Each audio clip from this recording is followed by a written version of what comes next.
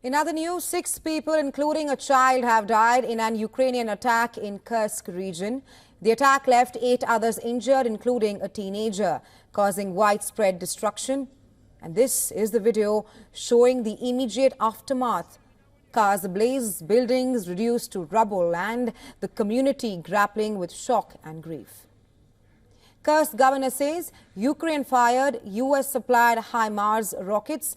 The Russian Foreign Ministry condemned the attack, announcing plans to raise the issue at the United Nations Security Council meeting today. Ukrainian forces still control parts of the Kursk region following a surprise incursion in August. The timing is of high importance, coming hours after Russia's own missile barrage on Kyiv. Moscow claimed its attack was in retaliation to a previous Ukrainian strike on a Russian chemical plant. The deadly cycle of reciprocal strikes demonstrates the conflict's dangerous potential for escalation, with civilian population increasingly caught in the crossfire. That strike killed 1 and injured nearly a dozen in Ukraine's capital.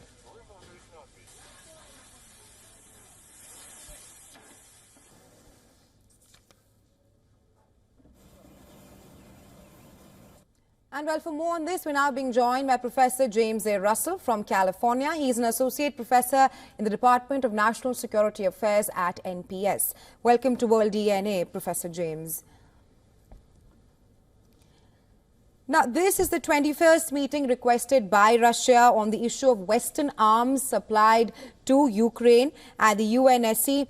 Considering the geopolitical situation right now and also the concerns over Iran and North Korea supplying weapons to Russia, what are the chances of the motion reaching a binding resolution, and what kind of an impact will it have on the battlefield? Well, regrettably, of course, as we have seen in both the Gaza and Ukraine wars, the Security Council has been rendered all but irrelevant. And this is the body that the international community, of course, created to serve as the arbiter for international peace and security. So it's a testament to the failure of the international community to use the council. And of course, it's the permanent members of that council that are the most egregious abusers of their authority on that council to veto resolutions. So it serves a useful purpose, of course, for sides to bring these arguments before the international community. But I wouldn't expect the Security Council to reach any kind of decisive solution.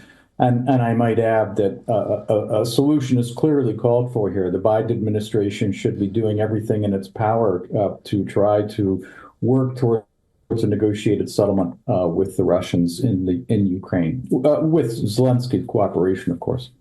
Right. Professor Russell, Putin earlier said that he is ready for talks anytime with the U.S. President-elect.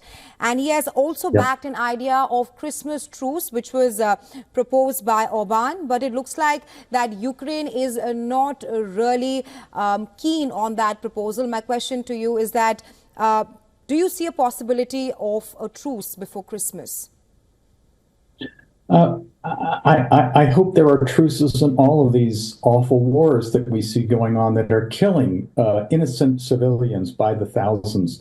This is an atrocious misuse of the weapons of war and the inevitable targeting of non-combatants.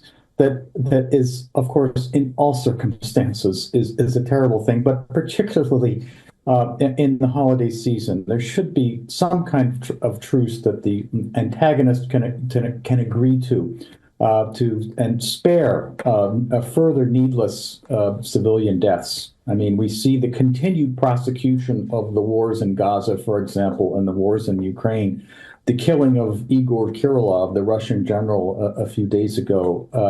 These escalatory cycles just keep on coming, and we're all sort of sitting on tenterhooks, hoping that the escalation can somehow be brought under reasonable control. Right, and at this point of time, Russia and Ukraine are blaming each other over the reciprocal missiles. My last question to you, I want to talk about what's happening on the battlefield, Professor James.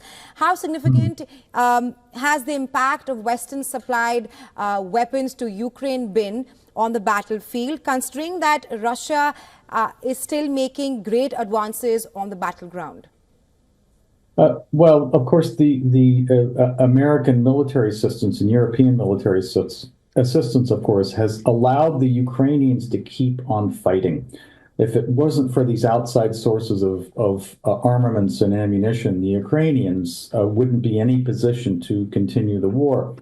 So, and it's a war that they are losing, and I don't think there's any question about that. And the Biden administration has taken a very cynical approach, in my opinion, over these last several months, which is stuffing as much military equipment and ammunition into the supply pipeline to keep the war going and have it drop into the laps of the next administration. And I think this is an appalling behavior by the Biden administration.